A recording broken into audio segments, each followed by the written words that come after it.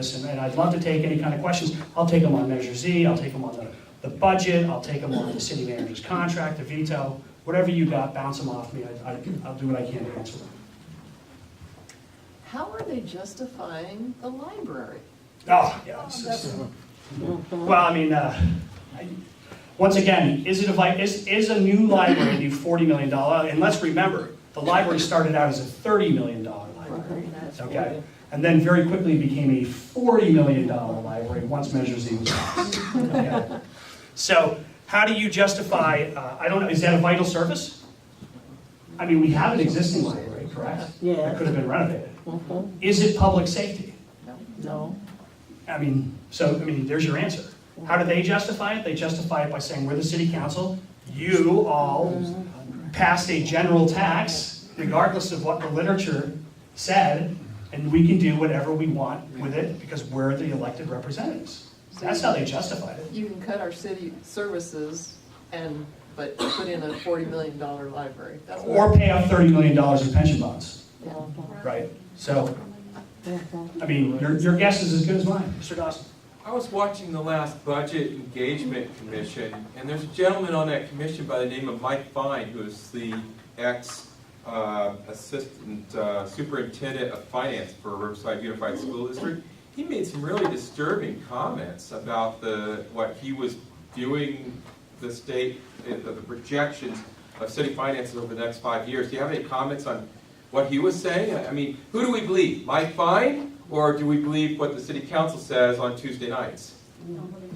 Well, I mean, I always say this. A couple of years ago, maybe you guys don't remember this, it's the press enterprise. I remember our finance team telling our city council, we have $1 million surplus. This is maybe a year and a half ago.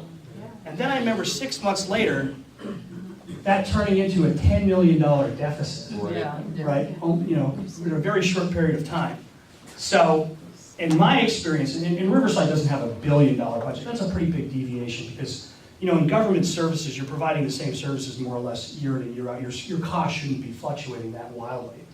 You know, the only way you get around that happens is if somebody is what they call cooking the books, right? And I think that was kind of bandied around in the press enterprise. So I'll get to your question in a second because it goes to a matter of trust, right? Well, for the sake of people who didn't get to hear what his comment I'll go to the comment in a second. Okay, excellent. So who do I believe? Do I believe a citizen-appointed, or excuse me, a council-appointed, in this case mayor-appointed citizen with an incredible, vast array of knowledge in public finance? Or do I believe the folks who told me there was a $1 million surplus which turned into a $10 million deficit overnight? Well, I'm probably going to tend to believe the guy who's, who's not getting paid to serve on this committee. And I think you're seeing at these budget engagement commissions, you're seeing a lot of comments very similar to Mr. Mike Fine's comments. And Mr. Fine said, you know, if we had been told the truth about Measure Z, more or less, would we have spent money on the library? Would we have okayed that as a budget engagement commission? Would we have okayed the pension obligation bonds? You're only coming with us with this information a year and a half later after we've already committed a lot of the funds and we feel like we've been deceived, right? And he's also saying, it's not just that we're looking at budget cuts in a year or two down the line. We're looking at financial catastrophe in 2 years. Okay, with I wouldn't say massive, but pretty large layoffs and cuts to programs that people around here have probably come to believe are sacred at this juncture. They've been a core part of this community for so long. So, does that answer your question? Yeah, and then he went on to ask the CFO, does the city council understand this? Well, this is great. So let me talk. Thank you for bringing that up. So, this gentleman, Mike Fine, says, do you think that the city council understands this, and and other people understand this, and other interest groups? And our CFO says, well, we've had some preliminary discussions with the council, and we're certain that all of our employee groups understand this. And of course, and they kind of ended more or less there, if I remember. And of course, I'm watching from home thinking to myself, and when were you planning on telling the public? We were going to be the last people to know that this was coming. So the graphic that was up on the wall was the 5-year projection of the general fund, wasn't it? Yes, it was, and it was showing some fairly After 2 substantial. years, it After goes 2 years, very negative negative. balances, right, correct. and just falls right off. So, and this, of course, goes back to the John Russo contract. I mean, think to yourself, if you want to get your contract, This budget committee, this is appointed by our city council. and mayor. I have a big problem with that. Just saying. Well, they pick who they want. Am I going to read your mind and tell you what to, I don't know what the question is, but. Well, I'm just saying, when we think about that, if you want certain things done a certain way, you're gonna pick a certain person who's gonna go along with what you want. Well, I always say this, another committee that the city council and mayor picks is called the Ethics Commission, okay? There has never in the history of the city of Riverside been a successful ethics complaint brought against anyone on the council or anyone else, Let me okay? tell you something about that. Wendell Tucker is on that committee, and he used to be our superintendent. And I wouldn't have him as our superintendent or on the ethics committee. I think I brought 10 ethics complaints last year and lost every one of them unanimously. So there's just, there is a little bit of a bias when you basically Yeah. say, Big bias. I used to say kind of half jokingly, now I don't say it jokingly at all. I say that the unofficial motto of the City of Riverside government is there's no conflict of interest here that's so large we can't ignore it. So, any other questions? Right in front. I'm just trying to understand this. So what I'm hearing you say is that for the next at least 2 years, perhaps more, there's going to be a 4% increase in salary in the city for city I would employees. say 10%. Oh, okay. I thought I heard you say 4%, 4%. I thought I heard every year it was going to be a 4%. I thought I was. Well, there's two components to raises now, so folks have to understand how this works with your city employee. You have first merit raises, which can be up to 5%, right? Just for doing your job, you go up a step in your. Okay, yeah. It's kind of complicated if you're not used to seeing this in the private sector. Column, step, and I column. certainly wasn't either when my only government job hopefully will be the one I took for RPU, which I got fired from. Go figure. So the other thing is what they call the partnership compensation model, which is linked to revenue growth, which which includes new revenue growth from new taxes, right? So the way it was designed was to kick out max. There are ranges that were established by the council, right? So if there was no revenue growth, no raises. But if there was a certain amount of revenue growth, you could get 5%, 6%, 4% raises, something like that, on top of the merit raises. So when I talk about Okay, I see. 9, 10% raises, I talk about both of them. If you're doing your job and you're getting your merit raise, and plus with the partnership compensation model, you're going to get somewhere In addition close to a to- 10% raise, right? So we're doing these raises for the city employees, but in about 2 or 3 years, city employees are going to be laid off. Is that what I'm hearing? Yes, it doesn't make any sense to me either, right? And I think that's what the Budget Engagement Commission is admitting as well. And think about it, the higher the raises go, that unfunded pension liability lurking way out there in the future is exploding. Because the pensions are tied, in a lot of cases, to the highest annual or Yes, 3-year yes. average salary that employee made during their service time with the city. Yeah. So, and certainly I'm going to push for it at the Budget Engagement Commission level is to see, well, what has been the effect of this partnership compensation model on that future unfunded pension liability that we all are on the hook for paying. Right, so, Well, they've already Get had some new a people. raise for the next 3 years on our utilities. well, that utility rate increase has not been passed yet. It's coming up, I think, in May or June, right? We'll have an opportunity to get down there again and lobby the council to mollify it. No, it was proposed, it was conceptually proposed, or conceptually passed, right? They're proposing the rate hike. They've not voted to increase it yet, and they'll have to have a public hearing on that in front of the Board of Public Utilities, and they'll have to go to the council again. So there is another bite at that apple, but they have approved conceptually raising it, and you're correct. And 20% of that raise will be new taxes. I watched the council discussion on the city manager's contract, and I was really shocked at the comments coming from the city councilman from Ward 7 about his relationship with the city manager. And if that wasn't bad enough, I was also shocked by the comments coming from the Ward 5 Yeah. or Chris MacArthur, Right, word for it. city councilman, about his views about how councilmen should make that decision, what little voice in their heads they should listen to. Do you have any comments about that? Well, I can tell you this, having been in the finance arena for 20 years, is that, you know, the big con is if you want, you know, I was in sales and marketing, if you want somebody to buy something they shouldn't have, sell it to them emotionally. Yeah. Right? So that was kind of like watching a con man, what he's thinking, but he shouldn't really be saying. That's what I thought. And I'll say it loud. He was told to think emotionally, not logically. I almost hit the floor, because I can't run my household like that. Yeah. I have to logically think what bills to pay, not how happy I am. Well, your city councilman in Ward 7 here was saying that he's going out to dinner with the city manager later that week. So I was thinking, well, wait a second, that's your employee. There's got to be some sort of professional space that's maintained between the boss and the employee, but that looks like that's kind of breaking Well, down. he said that he felt that John was a close personal friend. In fact, he and his wife felt that John and his wife were close personal friends, and that he was having them over to his house for dinner. Well, I'll tell you what he tells me. I need to be close personal friends with this council because they pay out a lot of money to people. Right? Yeah. Anyway, you're right. There's all sorts of ethical boundaries which are certainly being, in probably your opinion, in my opinion, being crossed here. But I think there might be a little bit something more nefarious and insidious going on in the fact the way that these contracts were presented in a way to keep the mayor from vetoing them. Okay, I think that's a little bit more serious. What can we do?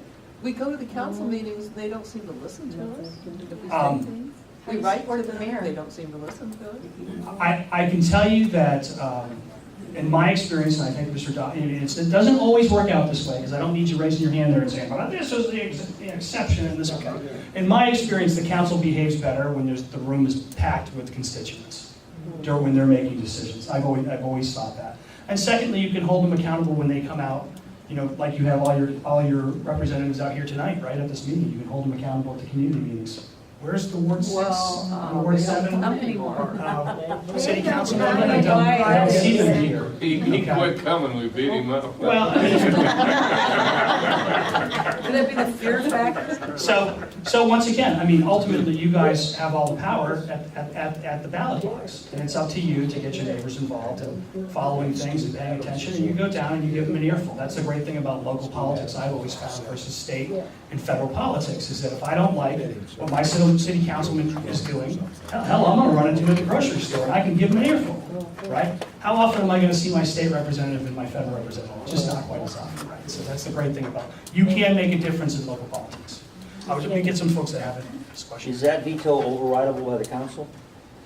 Yes, it is. Well, what would have happened is if the mayor had been allowed to veto that, he had 20 days to write up a decision as to why he vetoed it, and then within, I think, 30 days, the council had the right to schedule a veto override vote. And if they could come up with one extra vote, they need 4 to pass a measure generally and 5 to override a veto, then the contract would have gone through, simply put. No, the vote was 5-2, right? And the vote was 5-2, but our mayor still decided to veto it. Okay. Because there were a couple votes on that council, if anybody followed that discussion, that were kind of weak yeses. Shaky. Okay. Right in the back here. Let's get up somebody. On Thursday, on Wednesday, I happened to have you, the tape where you guys sent it, and I read it, and I was like, in my kitchen, really pissed off. So what did I do the next day in the morning? I called Bailey office, and I really let them have it. Unfortunately, she asked me, what was your name and what ward? And I said, I'm Rosa, whatever.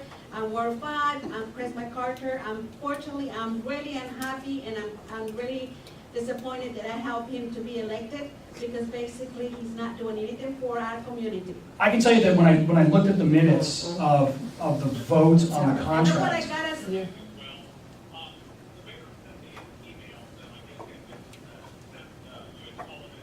Well, what? With the Yeah, microphone. go walk up to the microphone so everyone can hear. Put it up to the microphone. I got so much reaction toward Chris, I can believe it. He called me and I didn't answer, and he kept calling me, and I got called. Well, maybe we can play that afterwards. Do you mind if we bring a few more go ahead, questions in? yeah. So, you know, I looked at the minutes of the meeting where the contract was approved, and to see, you know, because there weren't a lot of people at the meeting because, you know, they do these things at 2 That was p.m. in the afternoon, that was my. right? So there are only a couple people that are speaking against it. So I wanted to see, well, how much opposition was there to this as far as people who wrote letters and sent emails and all of that stuff. There were 565 pages of opposition to the contract. And that's Hey, most of them came from our ward. Yeah. You're not alone.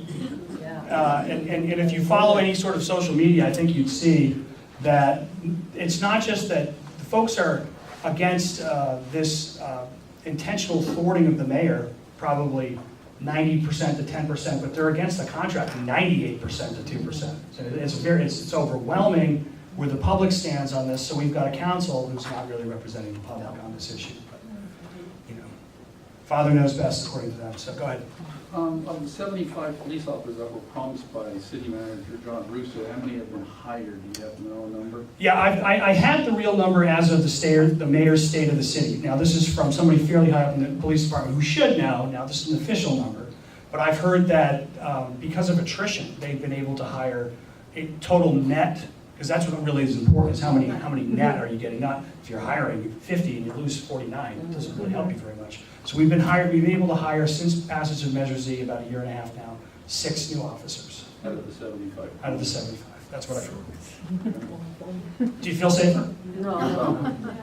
Okay. But don't you think we have a bunch of crooks? It's like I'm living in the city as Bill. I'm paying for their homes, for their trips. I'm paying for the orange grows. Maybe I need you down when I do my ethics charges and my complaints. I need you down in the chambers with me. Please come on down. And I'm very lonely down there at times as I'm kind of laying out the complaints I found. So please take after Don't me. ever come back to my house because he's pissed with me. I'm trying to when I told him. He doesn't realize that I had a neighbor listen to the whole conversation. Unfortunately, he's not here. And he goes, "Oh my God, he's lying." I said, "Damn right, he's lying." You know, democracy is a contact sport. I'm from Ward 2, actually, and my councilman announced at our community meeting last Thursday that he was calling for an investigation into leaks from the mayor's office. Yes. And he said that he called for this at city council meeting, and I thought, how could that be? I was at the city council meeting. How did I miss that? And it turned out it was in like the last 5 minutes of Right, the meeting. so Councilman Indy Melendres, at the end of the last city council meeting, is calling for it. I think he's got the council's, I don't even know if he has the council's approval, there wasn't a vote on it, but he directed the city attorney. It's for new business. Yeah, new business to investigate leaks concerning attorney-client privilege involving the mayor's right to veto an employment contract. They're going to hire somebody for probably $50,000 of our money to come in and see whether the mayor leaked this opinion out.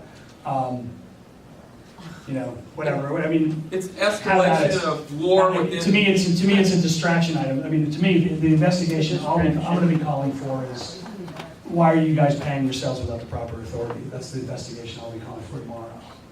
Right. To me, that's embezzlement of public funds. So. Maybe they need to pay the mistress. I guess this is as good as mine. I mean, who's got the drums and we can do the rim shots? Okay, here we go. Well, I was going to say, I was at that meeting on that afternoon, and I was extremely frustrated whenever, and I think it was Chris MacArthur, but it could have been another one, I can't tell you right now, but making the point that, that the public really isn't that worried or concerned or in opposition, because look there were only, he said, only 2 people who spoke against it. And another councilman corrected him and said, no, 4. But he's like, well, yes, but 6 spoke for it and only 4 against it. And we know that when our public really doesn't want it, this room is filled and there's, all this stuff. So this just shows, and I was like, I wanted to just scream. What it shows is that you put it on an afternoon so that nobody would be able to show up. I'll tell you something more you probably didn't know, is that was actually scheduled originally to be passed right around Christmas. Okay. Yeah. I mean, it just ended up getting delayed because of some of the terms they had put in the contract. The back of this. Hi, I'm the Ward 5 representative for the Community Police Review Commission. I can get an actual number on how many officers have been hired. Sure. For a variety of reasons, I know that it's they might be in the background process at this point, but there's more expression coming from the county. Well, I hope so. I hope that's the case. I know that we've hired quite a few. I think we've hired maybe, I don't know what the number was, don't quote me again, 25, but we've lost quite a few as well. That's the issue. So, any other? I'm not sure, I could be wrong on this, but when this Measure Z thing was going on, wasn't there a promise to the police officers and the fire department that they're all gonna get raises, and that's why they all voted for these big unions? Oh, I didn't really cover this. Is very important and very important. That's a big reason why it won, Very, right? very important point here is that, so if you think about it, right? If you wanted to get support from your unions to, and how many people remember all the flyers that came out in Measure Z saying, Measure Z, public safety, you know, firefighters support this. That's what's so. SEICU, your service workers support this, your fire department supports this. Well, they were all gonna get automatic raises, maximum, I mean, I think fire's gonna come in at somewhere around 8-9% raises for 2 years. Police, I think, is higher than that actually, up to maybe, you know, in which you include the merit raises with the other stuff, right? But they're gonna max out their union contracts over 2 years. And so that's where the union funds could be accessed to basically provide the propaganda to, in my opinion, fool the public into passing this measure. It's very devious. I put the partnership compensation, this is how I explain it to people. I pleaded with the council for weeks on end not to pass that model, because I said what it's gonna do is it's gonna pit the wallets and pocketbooks of your public employees directly against that of the general public. And I said that's a terrible, perverse incentive to provide the public employees, because it's going to break down the trust we have with the people who are supposed to be serving us and protecting us. Right. Right? But they didn't care. They didn't care. They wanted that money. I asked some elected officials in the past concerning this, some people that are currently in office, and what I got was that this was a general tax, like we were talking about, Mr. Z was. And the reason for that was in order to make it a specific area of expenditures, it took a higher level of voters to pass it. That's Higher correct. percentage, okay. And the other one was is that they basically told the firefighters and police that they would give them a raise out of this money in return for concessions in their contract. True or not, I don't know, that's what I heard. They came right from the mouth. Oh, what they did was, what they're Who's talking currently on about that council? is what they did. So here's what they did. So this is another little trick, okay? And you'll hear this a lot. And so let's just spell this down. So what they said is, if we give you these big giant raises, we're going to make you start contributing to your pensions, okay? Particularly the older employees. The new employees are contributing more to their pensions, more than the older employees are.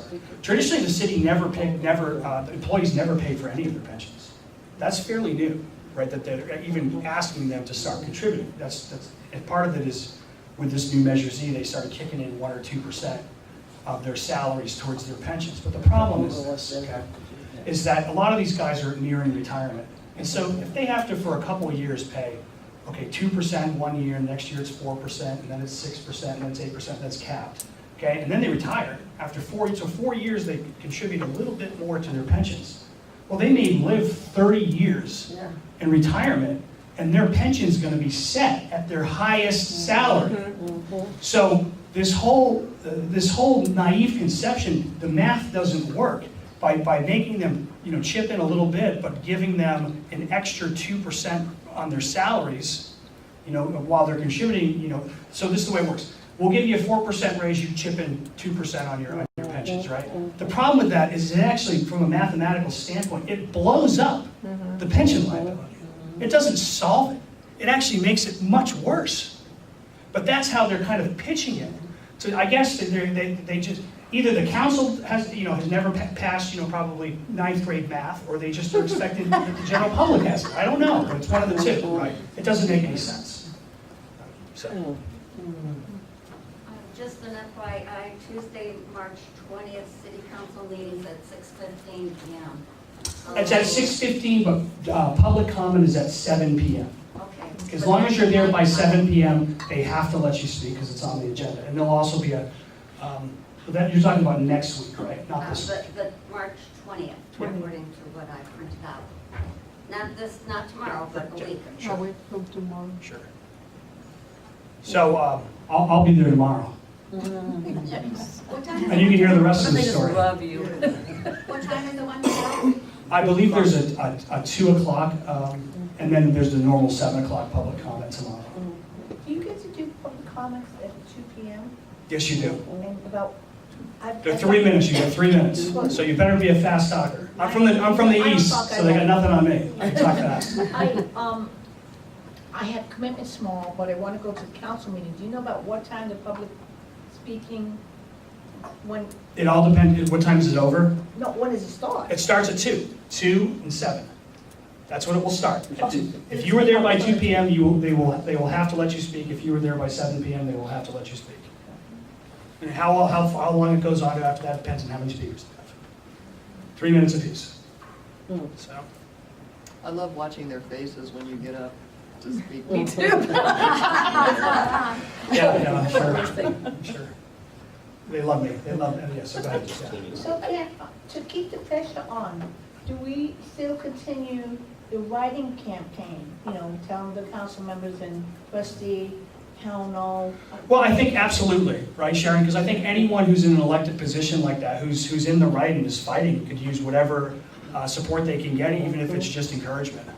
Right? I mean, that's human nature, I would think. But I've said to a couple of, I don't agree with this memos, I'm not a public speaker, so I do my stuff in writing, but at a point, does it get to be, oh, well, yeah, let's round table this one? Well, keep in mind, right, so if you don't support, what ends up happening, like this lady in the front said, what they'll say is, well, only 2 people were against us, so nobody could possibly be against us, we didn't get any public comment.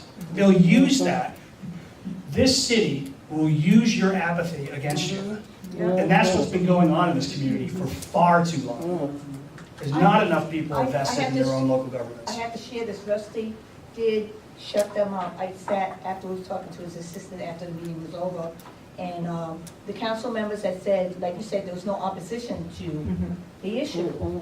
And he said, well, if you want, I will bring in hard copies. And sure enough, he walked in with a folder full of comments of people in the community who didn't want this to happen. So he kind of called their bluff with the hard copies, so those good things they. Yeah, and let's be clear here. Once again, I'm no longstanding ally of the mayor, okay? And I've seen him pass a lot of really bad contracts in the past. I don't care if he rumbled, bumbled, or stumbled into the right position this time, I'll support him. I'll deal with him later, but after this contract is settled. This is a different thing, but I was telling Tinka and Tom knows about this. We're on the RNP, and Chuck Condor is our representative. Well, just to let you know how interested they are, he finally showed up at our meeting, and the whole time this is what he was doing. Texting the whole time. And I texted Tom and I Do you want me to know what he was telling me? and I was telling him also that if you notice at the meetings, I don't get to go to the meeting because I'm in the Riverside Concert Band, we have rehearsal the same night. But when you go to those meetings, they're all on their phones up there. And I don't know about you guys, I think that's wrong. First of all, it shows a lack of interest. Second of all, I don't trust them, they're texting each other about different things that are going on. I think that's something that should be passed. They shouldn't be allowed to have their cell phones up there. But certainly something you can bring to the council to attend their meetings, right? They don't look at you when you go up to talk. No, they're all on their cell phones, just, What do you think you vote no against Russo? Because a lot of the people were testing him and say, if you vote yes, I'm going to take your position away. And basically I don't trust Bailey, just like I don't trust none of the councilmen, because they all click together. You can go and talk to this mayor, city council, or you can talk to the mayor, and they're all going to range how they can go to screw up again. I don't think Mayor Bailey is going out with City Manager Russo for dinner anytime soon. So, I'm not sure I totally agree with that. I think maybe in times past that might have been true, but any other questions? All right, well, this has been a great crowd. Let me finish up with this real quick. Is that I want to hear her audio. Sure. Basically, I tell you what it is. He just called me, and after not answering him, he finally left a message and said, you know what, our meeting, the bunch of gossip that they against the city, and something what's that, 30 miles of pressure. Yeah, the only reason is you have a lady there, and I also gave the name, you know, she's pissed off with the city and she's stirring all kind of shit against them, you know, like that. Don't Wait, listen did to he really them. say shit? And, yeah, that goes on and on and on. So basically, you know, they don't want you to believe it, what it is. And we have one of the proprietors of 30 Miles of Corruption right here in the corner. So everybody wants to talk to. This is Javier Moreno. Don't believe what the meeting is what's going on. Don't believe them. It's not true. So I was gonna wrap up my presentation here today, if you don't mind. So I own a company, and part of what I do these days professionally is I actually sue municipal agencies on behalf of the public. They're called public interest lawsuits. I currently have one against the City of Riverside, which is for over $200 million, which is to get our money from our general fund government back into our utility that I believe is stolen. And I plan on doing this much more often in the future, and here in Riverside as well. So if anybody would be interested in helping me bring these suits forward, we're always looking for people to be on our team to get involved in this and basically take control back of our government. And thank you very much.